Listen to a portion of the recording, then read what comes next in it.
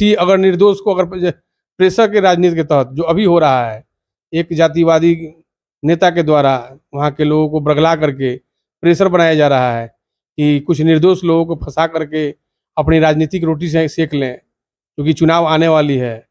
तो ये जो हो रहा है, अगर निर्दोष फंसता है तो इसका क्या खामियाजा होगा, ये खुद समझेगा लोग। यादवों की बस्ती में अगजनी की, उस वक्त अमरिंदर कुमार सिंह कहाँ थे? उस वक्त आपने आवाज क्यों नहीं उठाई? नमस्कार, मैं हूं कुमार मृणाल और आप देख रहे हैं फेरी टाउट न्यूज। पिछले दिनों हमने समाज सेवी, व्यवसायी व नेता अमरिंदर कुमार सिंह जी का इंटरव्यू किया था, जिसमें इन्होंने विधायक सत्येंद्र यादव द्वारा किए गए महापंचायत के खिलाफ और उनके जो आक्रोशित रवैया थे उसके खिलाफ बोला था। हमारे पोस्ट पे बहुत सारे कमेंट्स आए, कुछ पॉजिटिव थे, कुछ निगेटिव थे। जो निगेटिव कमेंट थे उनके बहुत सारे सवाल भी थे।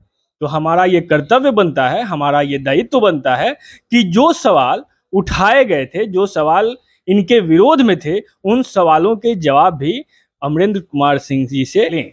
आइए, हमारे साथ अभी अमरिंदर कुमार सिंह जी उपलब्ध हैं, इनसे बात करें और जाने कि आखिर जो सवाल इन पे उठाए गए हैं उन पे इनका क्या जवाब है।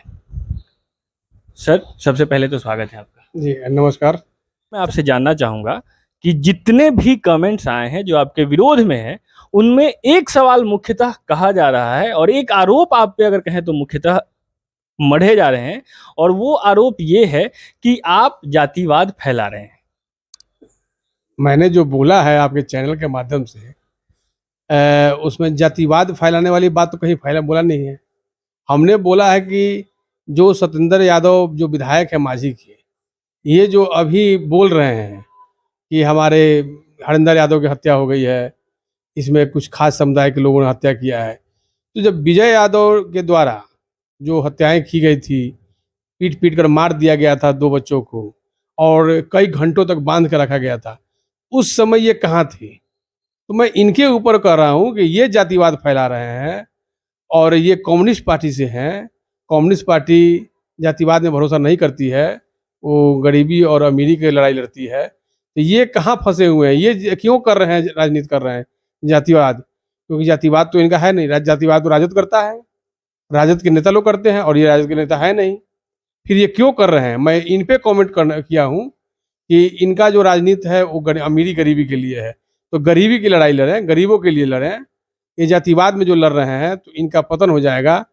या तो फिर अपना पार्टी चेंज कर दें, पार्टी चेंज करके राजद ही ज्वाइन कर लें। राजद की भाषा बोल रहे हैं तो राजद ज्वाइन कर लें। इससे गरीब जो है, गरीब हर तबका में है, फॉरवर्ड में भी है, बैकवर्ड में भी है, एसटी जो भी है, सब में है। तो ये जो अब जिस पार्टी के नेता हैं सत्येंद्र यादव जी, वो लड़ाई लड़ते हैं गरीबी अमीरी का, तो वो लड़े, लेकिन वो अपना लड़ाई छोड़ करके चल दिए जातिवाद की लड़ाई लड़ने। और सबसे बड़ी बात है कि ये जो महापंचायत हो रहा है, एक तरह से ये उसके वहाँ के जनता को उकसाने का काम कर रहा है। मेरा अगला सवाल यही है आपसे कि आपको इस महापंचायत से शिकायत क्यों है? अगर वो कर रहे हैं, उनका कहना है कि प्रशासन अपना काम ठीक से नहीं कर रही है, वो उसके विरोध में महापंचायत कर रहे हैं, आपको उससे क्या शिकायत? देखिए, मेरा शिकायत यही है कि कुछ दिन पहले जो घटना घटा था, ऐसे ही कुछ अवांछित तत्वों ने फेसबुक या सोशल मीडिया के माध्यम से वहाँ लोगों को बुला लिया और जो वहाँ उपद्रव हुआ सब लोगों ने देखा। लेकिन पुलिस उस समय भी तो मुस्तैद थी और सही का सही और गलत का गलत किया। इस बार भी ये हो रहा है जो पिछला बार किसी नेता ने नहीं किया था, कुछ अवांछित तत्वों ने किया था और उनमें मुकदमा भी हुआ है और उनमें सब लोग भाग रहे हैं घर छोड़ के, उनको बेल नहीं मिल रहा है। लेकिन इस बार ये जातिवाद जो नेता फैला रहे हैं, ये चाहते हैं कि वहाँ कुछ ऐसा हो जाए जो पिछली बार हुआ था, उसी तरह की घटना की पुनरावृत्ति चाहते हैं। और ये नेता हैं, ये जनप्रतिनिधि हैं और जनप्रतिनिधि किसी एक पार्टी का नहीं होता है। नहीं, अभी तो सत्ता में भी है। हाँ, सत्ता में बिल्कुल है। अगर इनको लगता है कि वहाँ कुछ गलत हो रहा है, प्रशासन मदद नहीं कर रहा है, तो इनके गृह मंत्रालय इनके हाथ में है, नीतीश कुमार मुख्यमंत्री हैं, उप मुख्यमंत्री तेजस्वी जी हैं, वहाँ से आप सही बातों की तथ्य के साथ जानकारी दीजिए, अपना विधानसभा में जानकारी दीजिए, वहाँ से फिर जांच आएगी और जांच अगर सही पाई जाएगी तो जो अपराधी प्रवृत्ति के लोग हैं उन पर कार्रवाई होगा और वो जेल जाएंगे। उसके खिलाफ हम लोग कहीं नहीं है और ना हम लोग कभी अपराधी प्रवृत्ति के लोगों को सपोर्ट करते हैं, लेकिन जो गलत होगा उसका हम लोग सपोर्ट कभी नहीं करेंगे। जो सही होगा उसके साथ हमेशा खड़े रहेंगे। अच्छा, एक सवाल जो समर्थक है सत्येंद्र यादव जी के, वो आपसे पूछना चाह रहे हैं, कमेंट्स में भी कई देखे मैंने, जिस वक्त मुबारकपुर में एक वर्ग के लोगों पे आरोप है कि उन्होंने जाके यादवों की बस्ती में अगजनी की, उस वक्त अमरिंदर कुमार सिंह कहाँ थे? उस वक्त आपने आवाज क्यों नहीं उठाई? नहीं, हमारा फेसबुक आप देखिए, फेसबुक हमने डाला था कि जो भी ये हो रहा है ये गलत हो रहा है और गलत बिल्कुल गलत हो रहा है, इस तरह घटनाएं नहीं होनी चाहिए। आप मेरे फेसबुक पेज पे जाकर देख सकते हैं कि हमने इस तरह के वहाँ पे पोस्ट डाले हुए हैं। और हम मैं अगर सपोर्ट में रहता तो जिस दिन वहाँ लोग पहुँचा तो मैं भी वहाँ पहुँचता, क्योंकि हमारे समुदाय के जब लोग थे तो हमको भी वहाँ रहना चाहिए था। लेकिन हम उन लोगों के सपोर्ट में नहीं थे, तभी तो वहाँ नहीं पहुँचे, और नहीं पहुँचे हमने उसका विरोध भी किया था। ये आप हमारे फेसबुक पोस्ट पे जाकर देख सकते हैं। मतलब अमरेंद्र कुमार सिंह किसी भी प्रकार के हिंसा उपद्रव के खिलाफ है, बिल्कुल बिल्कुल, चाहे वो कोई करे। किसी भी प्रकार का हिंसा होता है तो उसके हम खिलाफ है, हम उसका सपोर्ट कभी कतई नहीं कर सकते हैं। लेकिन किसी अगर निर्दोष को अगर प्रेशर के राजनीति के तहत जो अभी हो रहा है, एक जातिवादी नेता के द्वारा वहाँ के लोगों को बरगला करके प्रेशर बनाया जा रहा है कि कुछ निर्दोष लोगों को फंसा करके अपनी राजनीतिक रोटी से सेक लें, क्योंकि चुनाव आने वाली है। तो ये जो हो रहा है, अगर निर्दोष फंसता है तो इसका क्या खामियाजा होगा ये खुद समझेगा लोग। क्योंकि जो दोषी है उसको आप सजा दीजिए, सजा कराइए, उसको जेल भिजवाइए, उसको फांसी करा दीजिए, मुझे कोई दिक्कत नहीं है। लेकिन अगर निर्दोष फंसता है और बाद में अगर साबित होता है तो ये क्या करेंगे? हालांकि ये तो जांच का विषय है, जांच के बाद ही पता चलेगा। ये तो पुलिस बताएगी जांच के बाद कि कौन दोषी है कौन निर्दोष है। बिल्कुल, पुलिस के जांच में भरोसा होना चाहिए। और इन्हें इनकी अपनी सरकार है और अपनी सरकार के पुलिस पे भरोसा नहीं है तो आम जनता जो इनके विपक्ष में है, जो जिसकी सरकार नहीं है, वे लोग कैसे उस एरिया में रहेंगे, कैसे वहाँ के लोग जीवन यापन करेंगे कि किसी घटना का को लेकर के पुलिस के पास जाएंगे?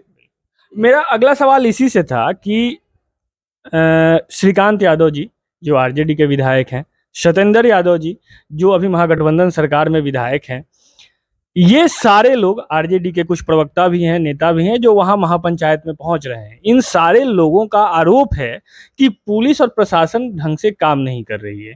तो अगर पुलिस प्रशासन ढंग से काम नहीं कर रही है, विधि व्यवस्था सुचारू रूप से चलाने में अगर वो सक्षम नहीं है, तो इसके लिए जिम्मेवार कौन है? क्योंकि सत्ता तो इन्हीं की है।